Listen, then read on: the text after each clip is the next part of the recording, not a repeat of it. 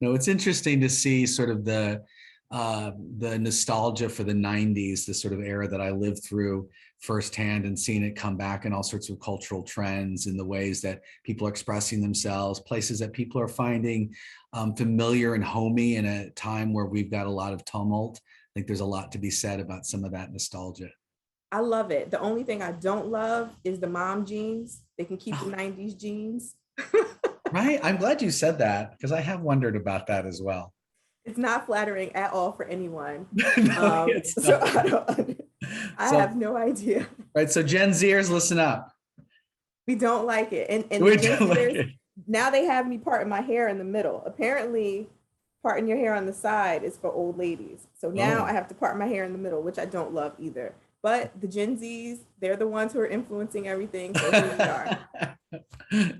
Well, I think I'm going to stick to the side part and Yeah. take up the mantle of old lady over here. Wait, so while we wait for Alexis, can you Yeah. tell us a little bit about yourself and what you do? Yeah, sure. So I am the executive vice president at Rogers and Cowan PMK. We're part of the Interpublic group of agencies, a worldwide collection of creative marketing PR agencies. And my agency in particular represents brands as well as some of the world's top talent in front of the camera, behind the camera, whether it's Elton John on the music front or the Rolling Stones, Denzel Washington, a number of really seminal actors and musicians. And then on the brand side, clients that I work with are Hasbro, also working with the Black News Channel, all working through the lens of multicultural. So, my work is working with clients who are looking at connecting with our people, with our diverse collection of people that have a voice, that have a platform, that have a pocketbook, and that have a point of view. And that understanding that connecting with us authentically and not opportunistically is a way to start building up that brand value. And I think, what's been interesting running this multicultural practice here for the past almost 2 years, but working in this space for about 23 years, is a tremendous amount of change in a positive way that we've seen. And I tell some of my millennial staff when they get frustrated, when they see some of the things that look like we're taking steps backwards, that really the arc of moral justice is somebody much more intelligent than I am, with Martin Luther King Jr. The arc of moral, perpetuity of justice, it all bends towards the right direction, but it is a journey. It is, a marathon and not a sprint. And, we've got a lot of great things happening with our diverse communities, and we've got a lot of work that we still expect from brands and from people and from the world. How do you work with brands who are not ready to engage with multicultural audiences? Well, it's interesting because, we find ourselves living in a country that is very tribal. There's a us versus them, as opposed to an I and an us. And so what I try to do is try to find that us in the I versus them. And it's a challenge. The legacy consumers for iconic brands sometimes have a very particular point of view that is not as inclusive as our communities expect, or our generations expect. You've got a generation of millennials who didn't have to imagine one day when a Black man would be occupying the White House and his family would be living in the most coveted place in our country. You've got a group of generation who don't have to wonder if same-sex marriage will be legalized in equity. So they have different expectations. And so I think for brands who are sort of in that spot, looking after their legacy consumers, what I try to explain to them is you need to look to the future. What are those millennial moms expecting to see on the shelves at Christmas as it relates to toys that reflect their families? What are those millennial college students or postgraduate students or people in the workforce expecting their employers to be standing up for, when there's a lot of choices to be made in a job market during this sort of great resignation period that we're living through. So it really is about the future. And speaking of the future, what do you predict for 2022?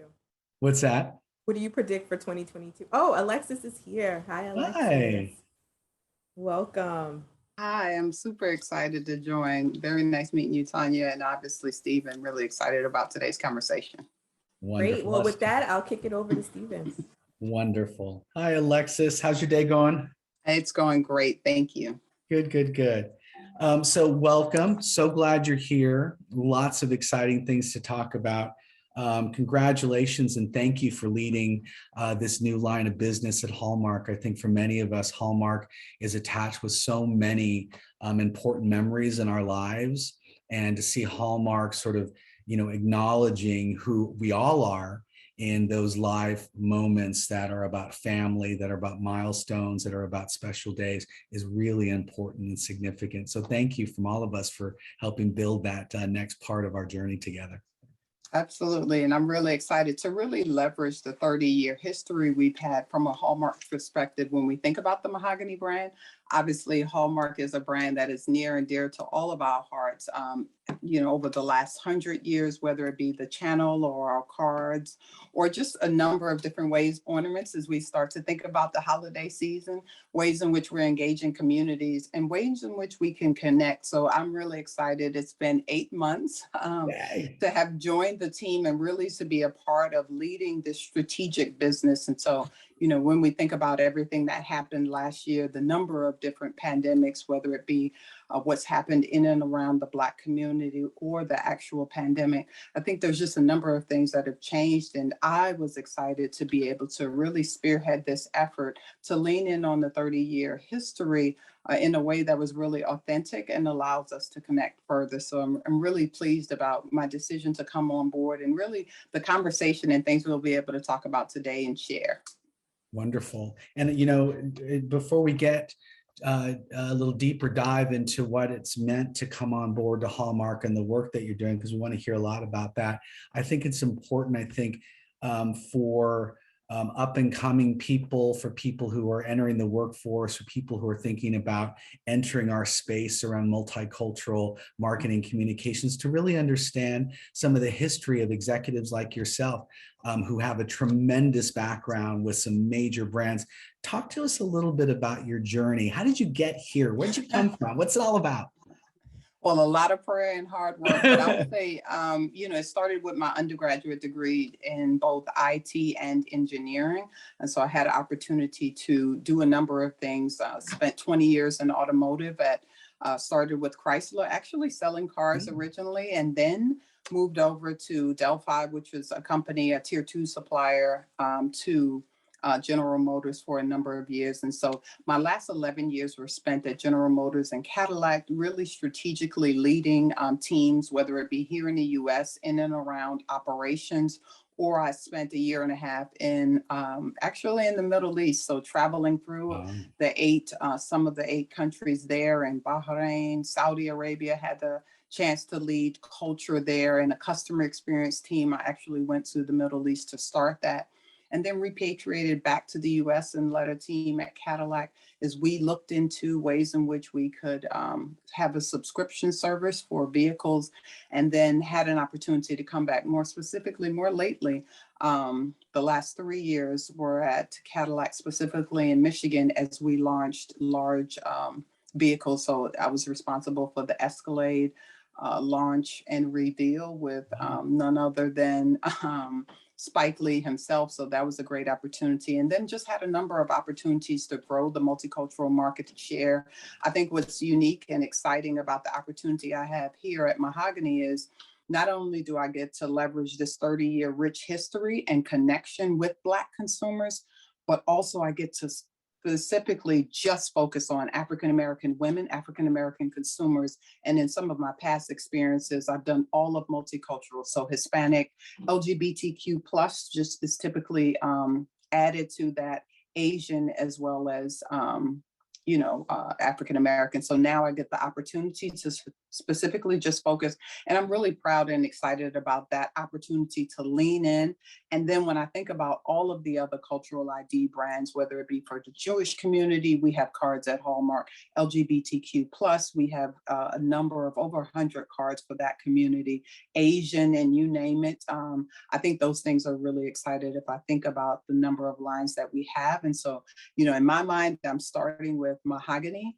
But we also have so many things happening with the other multicultural lines as well. So it's a moment of pride, but also a moment where I get to just focus, as I think about, what has been my journey as a professional over the last 20 years. It's been an exciting one in automotive, but specifically if we think about in that luxury space, and now I'm in the Cadillac of cards at Hallmark. And so it's pretty exciting, but it's also a time, where we're working in the midst of what's happening in culture. And I'm sure you can relate to that.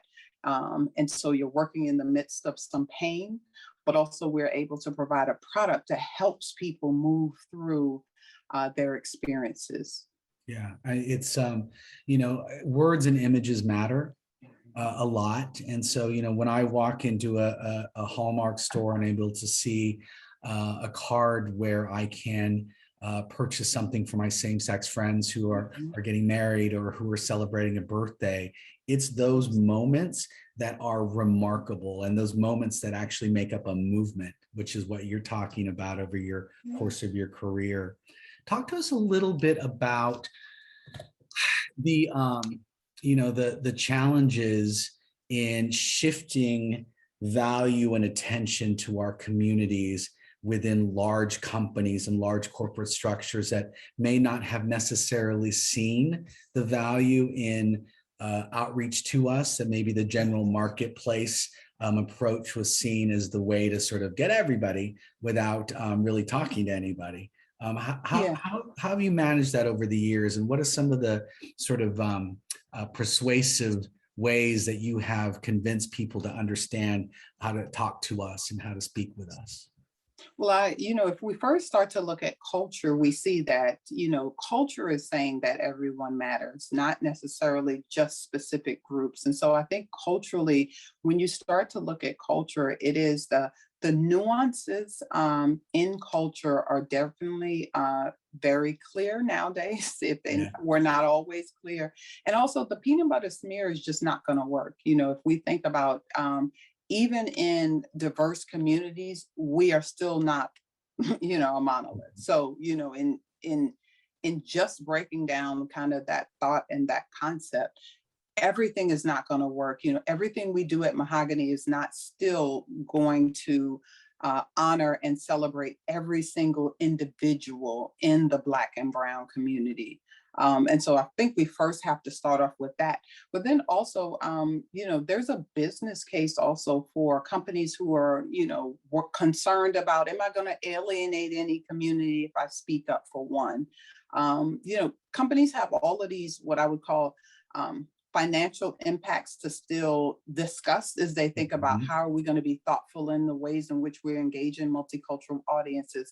But I will say that, thankfully, Hallmark has been at a place, whether it was Mahogany line was started in the heart of the 60s and the civil rights movement. That's when the first card collection came.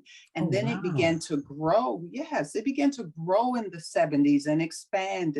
And now next month, it's 30 years, not of just Mahogany, but a full card line for everyday expression. So 30 years. So again, we started in 60s, mid 60s. And so all along we've been added. And so now there's a collection, and not just a number of retail outlets, our amazing Gold Crown stores, but a number of different retailers across the gamut and directly on. Now we have mahogany.com. So when you think about the company as a whole and the product that we're offering and the time, that we're in now, we begin at the height of this understanding, addressing, honoring Black people, the struggle in the community. And so the value proposition and the business case for Black has always been there, just at the heart of the Mahogany line, the writers, the contribution, the voice, what we wanted to say, how we wanted people to know that connection was important and that we had the product for them to connect. So it's always been there. So, I want to definitely always remind people that we've always been here. And now is just a time, after we looked at what happened last year and what people are wanting to say and how they're wanting to express themselves and how we are wanting to provide that tool. The card is just a tool. So it's whether it's our video greetings and or our digital cards, Sign and Send is a new product that we have. And so you can actually write a message on a white piece of paper, take a picture of it in your own handwriting and upload it into a card, and a true card will be mailed to you, Stephen. And so when we think about the continuum of technology and how we want to connect with all consumers, specifically for me, Black consumers, we as a brand, Hallmark, have always been there. Have always been there. So it's pretty easy these days to talk through, why we need to do it. So I don't spend very much time at all. If I've compared some of the roles that I've had in the past, I don't spend very much time saying why Mahogany. It's like, this is what we need to go do. And it's incredible to see like the entire organization support what we want to do, how we need to do it, how fast we need to move, how we're changing what culture. It's just been incredible. I love all of that. I mean, I think, oftentimes when I'm talking to clients, or less now, but more in the past of my 22 years of working in the space, it's been this sort of premise or proposition that I put on the table. Doing the right thing and increasing your company's bottom line are not mutually exclusive. We are diverse in our needs across the country, and there's a lot of folks who are looking for those brands that are remembering that we exist. And I love that this has been happening for decades, and it's not a response that maybe some other companies, even if they're late to the table, it might be seen as performative rather than transformative. And when we think about transformative, I think about impact. What is some of the sort of stories from consumers that you've heard, in your role so far about the impact that this really remarkable brand has been doing across the country and around the world? What are the stories? What's the impact? Well, great question. And from a brand perspective, I started in February, at the beginning of Black History Month. The same month we gave away 1 million cards to all consumers across the US. Just gave them away from our new collection, Uplifted and Empowered. And it was in response to what was happening. And I think it's easy to say that what's happening in culture is not impacting us, but as an African-American female, it is impacting us. And we are the they when we think about our writers, our illustrators, they are all too impacted by the culture. So to have an amazing collection bud out of all of the pain, all of the pressure, all of the stress, I mean, it's been overwhelming. Like when we go to activations, we did a Black Excellence Brunch, we did a number of events that were different from what we had done in the past, from a marketing perspective, from an activation, from a being in, service to our community. But it's been overwhelming, and people like saying, wow, this is Hallmark.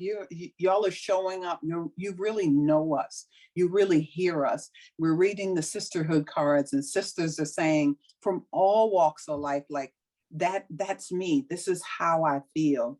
I remember buying a Hallmark. I have Caucasian counterparts or friends who inbox me and say, I bought a Mahogany card. Is that okay? And it's like, these expressions that are happening through the voice of Mahogany are for all people. Love, faith, hope, security, confirmation, inspiration. Those are reigning true with all audiences. It just so happens that Mahogany is speaking into a voice that we know is very intentional and deliberate for an African-American audience, but that doesn't mean it won't resonate with you. It doesn't mean it won't resonate with another audience. So it's just, I think those stories, those inboxes on LinkedIn where people are saying, I love the cards. I love seeing you at the helm. I love knowing the people, the writers behind the Melvina Youngs, our social team, our, our D's of the world, our Ted Jews of the world, those illustrators. I love that. And I think those are the things that keep me going from a standpoint of knowing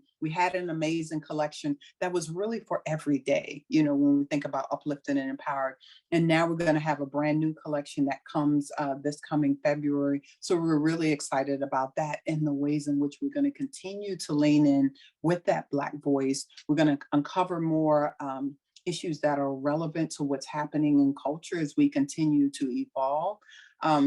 But more importantly, we're just speaking and providing more tools in this digital world to allow people to connect. So Sign and Send is one of those technologies that allow us to do that as well. If you don't want to write the card out, find a stamp, find a mailbox and all of that. So I think that innovation too, as we think about the card business traditionally and then ways in which we need to evolve digitally, we've got some new technology coming there as well. So that's exciting too. So I think it all stems from a place of wanting people, especially at a time like this when many people are still very isolated. They still want connection. And that's what Hallmark will always continue to bring. And Mahogany will bring it to the Black consumer. I think those themes of human emotion that you talked about, hope and joy and inspiration, are something that the world very much needs right now. I mean, the fact that we're having this conversation still 19 months later here in my living room and your living room has really kept us so separate from people. I think, under normal circumstances or the before times, you and I would be having a cup of coffee beforehand and sitting down. And, I personally, I miss those moments of connectivity a whole bunch. I enjoy people.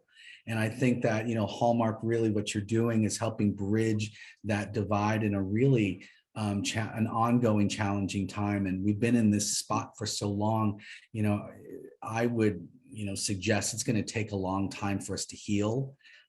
In addition to the things around social injustice, around systemic racism, around all of those things that many of us have experienced our entire lifetime, that is now sort of front and center. I want to switch the conversation a little bit to your creators, to the teams that you're bringing in as artists, the people that are helping, pen the inspiration, that are helping bring these things to life. Talk to us a little bit about where you find your creative partners and how that process works and how you all decide that, because that must be super cool and super fun to figure out how to make that happen. I think when I was interviewing, I personally was fascinated to find out who are these men and women behind writing these incredible cards, designing these ornaments, looking at the gift presentation we have for holiday. Like, what type of person sits who are they? Yeah. And creates that? But then I had a chance to kind of go behind the curtain, these last 8 to 9 months and meet the creatives. And so I think the awesome thing is that they're the same men and women who are moving through life as I am, but then they have the wherewithal to be able to pen the feelings, the emotions, and really take in what's happening in a very thoughtful way, and then push it back out so that it allows us to continue to celebrate life together, whether it be through card, whether it be through mantras, whether it be through, gift presentation items. I think it allows, learning how unique the work is in leveraging the power of voice, leveraging everything that's happening in the news cycle, and taking all of those nuances to come up with a specific piece of creative that speaks to us. I mean, it's been incredible. And so, when I think about the Mahogany team specifically, it is a broad group of African-American, men and women, primarily women who work for the brand, have worked at Hallmark, in some cases 15 to 20 years, in other cases 2 to 3 years, if we think about some of our younger writers, some of our younger illustrators. But then the awesome thing is that other teams help contribute as well. So not every Mahogany card is written by a person of color, but people who are in culture, who understand, maybe they grew up in certain communities, they've studied the culture. We have done a lot of work, and we do a lot of research internally to really understand what's happening in culture, But then what does that mean because of what's happening in culture? And then because of what's happening in culture, what do people want to say? Right. And so, when you think about the actual cycle and process of actually creating a card, it takes a number of people on a wide variety of teams to really make sure the message that we want to get across and allow people to leverage, again, because a card is written from the writer. When I look at a card, I haven't written it, but I'm reading it and saying, this is a perfect card for you. And then when you receive it, you're like, oh, wow, she knew exactly what's happening in my life. And this card depicts that. And so it's special and personal to me. And so that has to happen to over 10,000 people in those kind of combinations. If you think about cards, you've got to read it. And I was going to say, this is special. I want to send it. And then when you receive it, you got to say, this was written just for me. Yeah. And so it feels very personalized. And so the difference in Mahogany is that it's nuanced for Black culture in some of the language. And it's not just the language, but really in the visual and the aesthetic, and really the takeaway when people, treasure them. That's really the goal. So the writers and illustrators and designers, it's definitely a special skill to be able to curate a collection as wonderful as the ones that we've had over the years. If we think about the audience, Mother's Day is really our Super Bowl. So we tend to sell the most product and cards on Mother's Day, followed by Christmas, and then Valentine's Day. Those cards are amazing. And then Father's Day. There is nothing that feels better when you're in the card section at your local store and you see that one card. I'm like, oh my God, this is exactly what I'm thinking.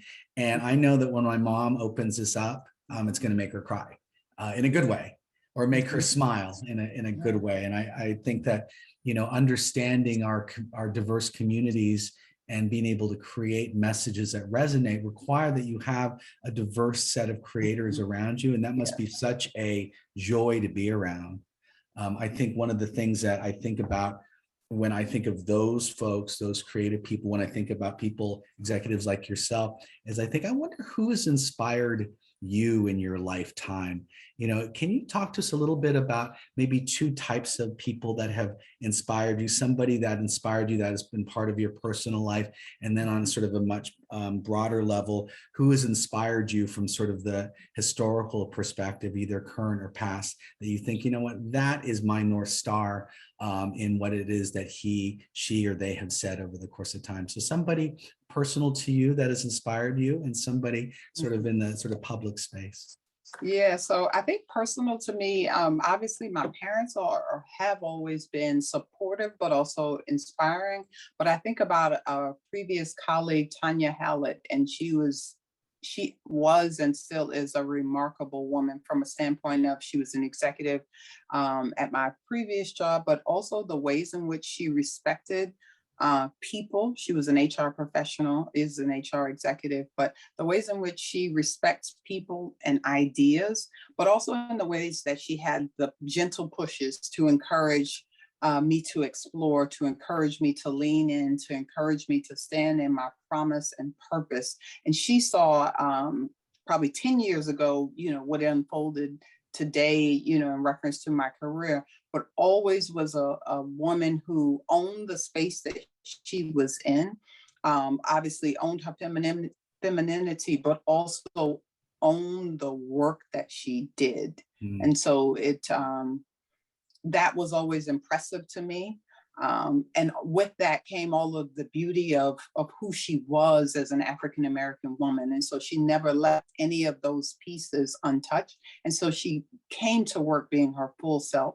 And I've always been encouraged by that, to know and see a woman who is doing exceptionally well, but also being authentic to who she is and showing up and penning those type of letters that are very clear to she is moving through the world in this way as an African-American woman, and she's still rocking and she's still being herself. And so it begins a conversation of yes and versus you have to decide.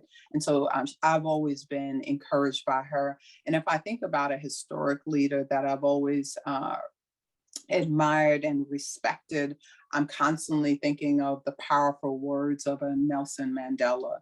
and his triumph, and ways in which he saw the world, and ways in which he took pain and oppression, and showed us what beauty, compassion, and love and care were, in spite of all of the injustices that happened to him.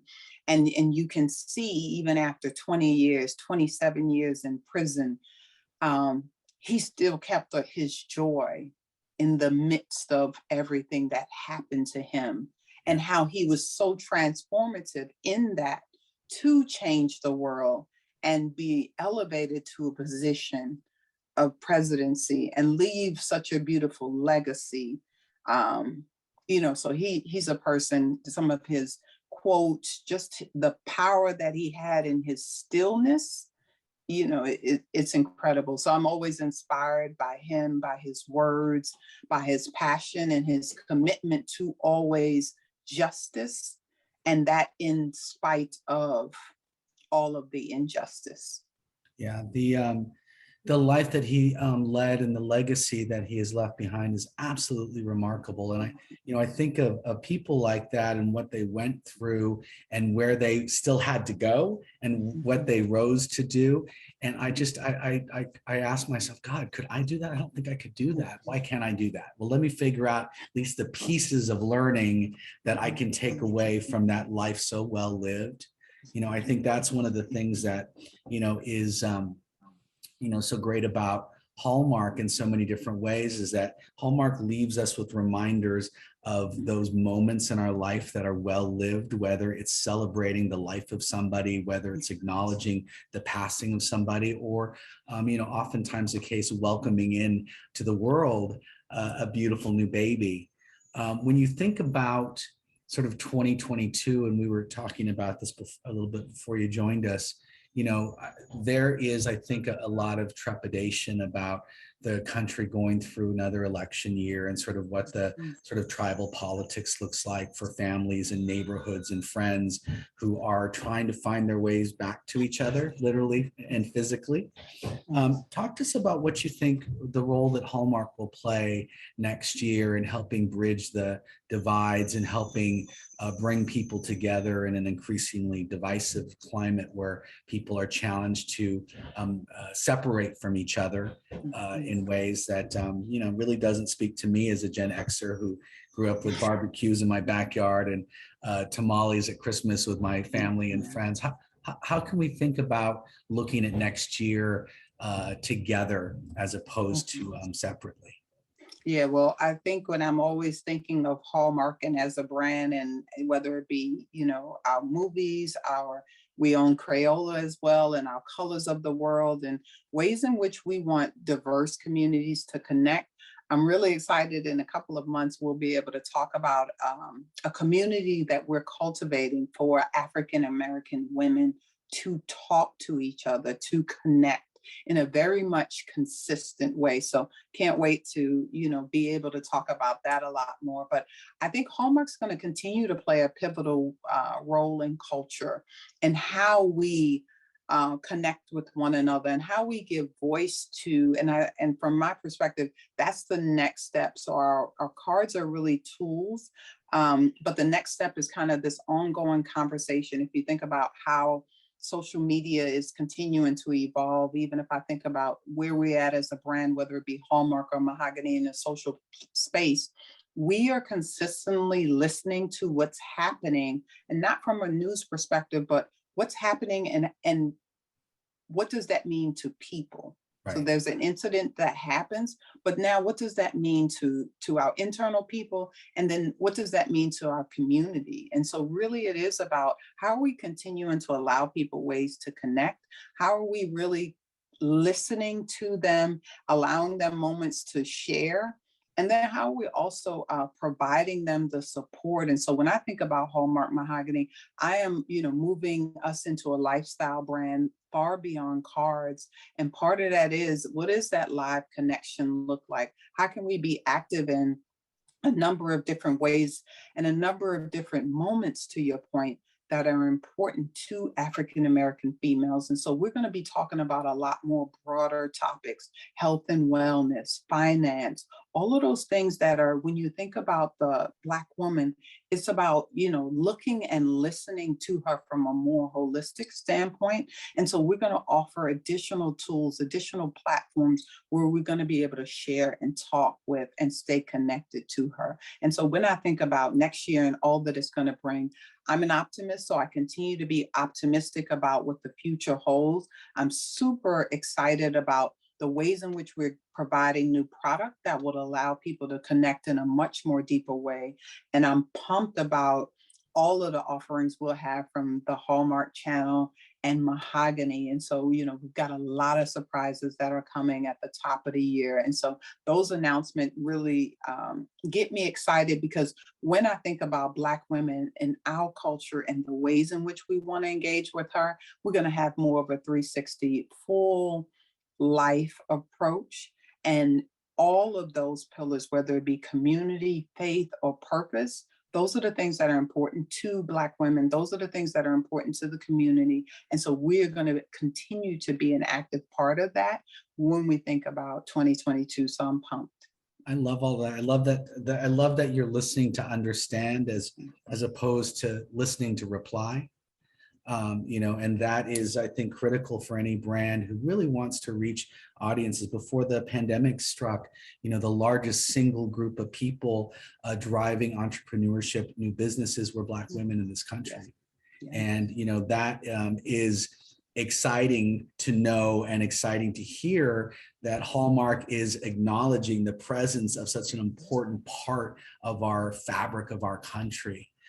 When I think about those entrepreneurs and I think about those women across the country who are continuing to build their businesses, who are continuing to be resilient, and who probably, like all the rest of us, have those moments where it's like, oh my God, I can't get out of bed today.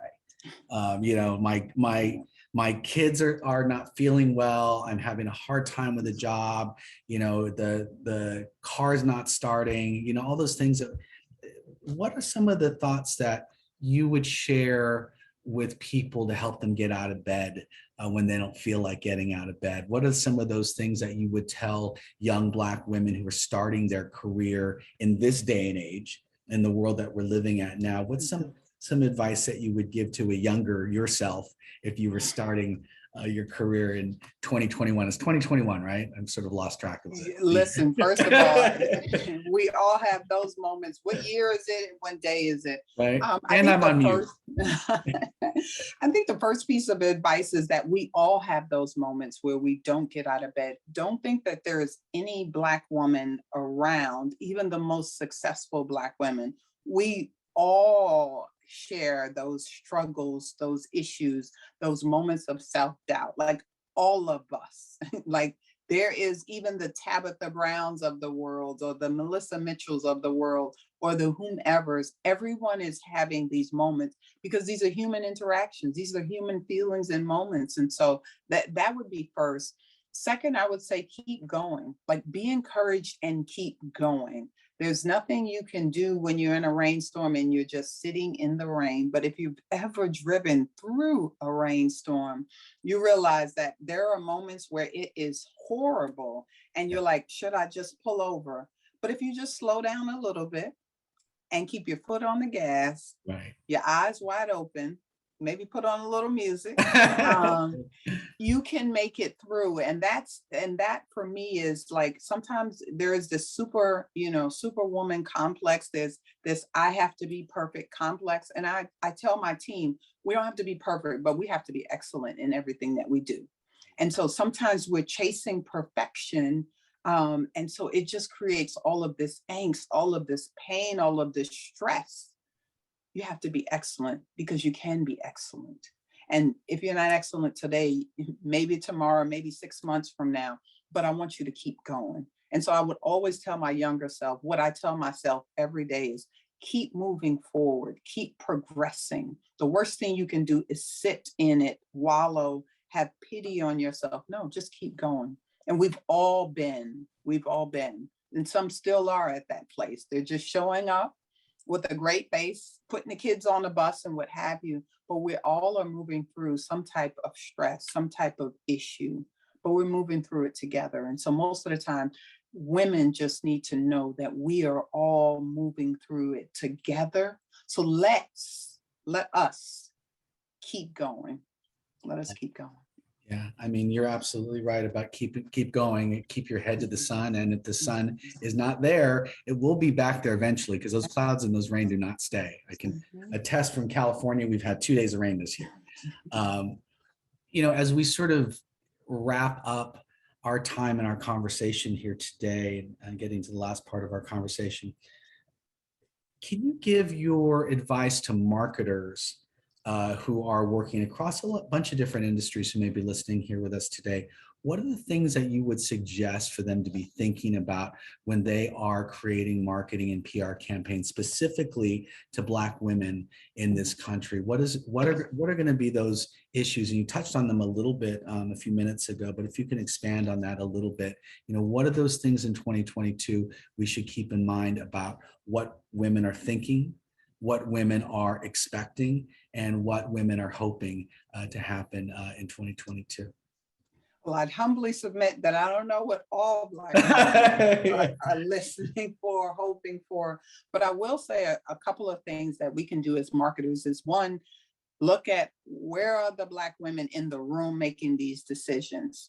Mm-hmm. Are you leveraging the power of amazing Black creators? Right. Are you leveraging the power of amazing Black agencies who have a number of women on staff, who can give voice, who can give nuance to, who can clarify? I had a social meeting today and we were looking at some of the comments and somebody said, "Hey, what is a fit?"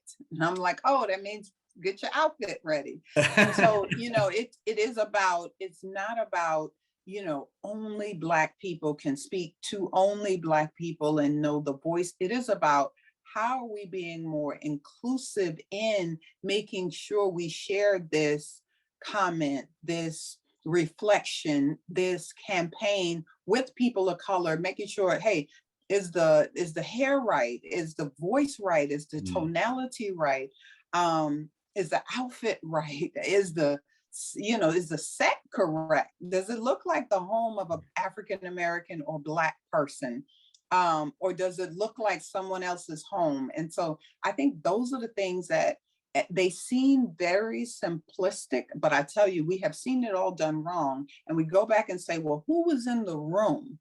And then I will challenge the other piece is not to just have people of color in the room or Black women in the room if you're creating a campaign for them, but the people who are in the room have to speak up.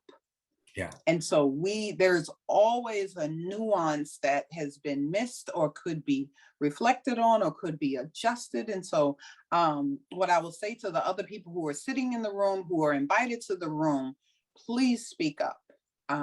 Because that is the biggest travesty to me, is being in the room, being invited to a conversation and not speaking up on behalf of your expertise, why you were welcome, and the table that you're before.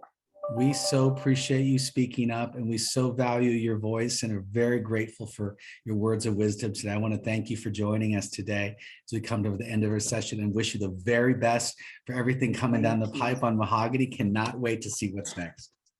I'm really excited, and thank you so much for the time and this platform. We just continue to get excited about being connected, and you can always find us on mahogany.com. So thank you. And Alexis, we are very excited. We, the people, are very excited for the cards that mail themselves. So we're ready for yes, sign and send. I'll drop a free link in the chat for your first free card. So we'll make that available to all of you. We'll do. Drop the link. You get a card. You get a card. First one's on us, and there are lots of Mahogany cards, but our full line.